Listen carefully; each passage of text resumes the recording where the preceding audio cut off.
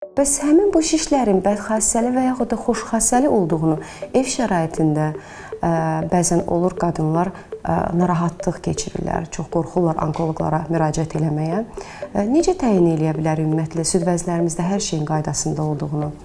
Bu xanımların onsuz da elədikləri ən böyük səhvdir. Çünki onlar özlərində süd vəzisi ilə bağlı hər hansı bir problem aşkar edəndə, ola bilər düyün aşkar ediblər, ola bilər sadəcə ağrıdır, ola bilər süd vəzisindən ifrazat gəlir. Dərhal onların beyinlərində süd vəzi xərçəngi fobiyası formalaşır və bundan irəli gələrək artıq yanlışlar zənciri buradan başlayır. Yəni, onlar fikirləşirlər ki, onsuz da mən həkimə getsəm, o mənə xərçəng diaqnozu qoyacaq.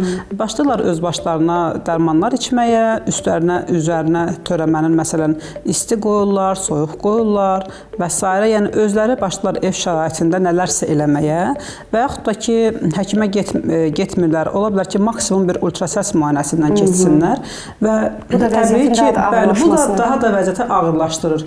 Çünki təəssüflər olsun ki, müasir dövrümüzdə bəzən xəstə ultrasəs həkimindən belə dərman istəyir ki, bir dənə dərman yaz, gedim evdə eləyim. Onlar da doğru, yanlış, nələrsə təyin edənlər də var, təəssüflər olsun ki, yəni çünki hər həkim öz ixtisası ilə məşğul olmalıdır və sonradan pasiyent bizə o halda gəlir ki, yəni o daha erkən gəlsəydi, çox daha xoş nəticələr əldə edəcəkdik, nəinki bu qədər zaman itkisi.